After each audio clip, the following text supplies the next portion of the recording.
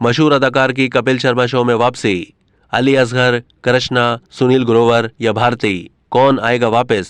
कृष्णा अभिषेक से पहले सुनील ग्रोवर, अली असगर और भारती सिंह ने भी कपिल शर्मा शो को खैरबाद कह दिया था। दुनिया भर में मकबूल भारतीय comedy show the Kapil Sharma show छोड़ने वाले मारूफ अदाकारों ने प्रोग्राम में वापसी की तस्दीक कर दी।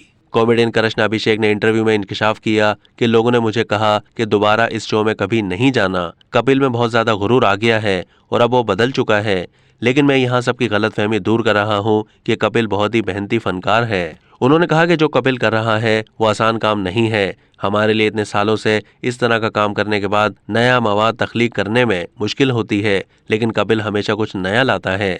अपनी वापसी से मुतालिक कृष्णा ने कहा कि जैसा मैंने सोचा था सोनी टीवी के साथ वैसी डील नहीं हो सकी, लेकिन ऐसा नहीं कि हमारे कुछ इख्तिलाफात हैं।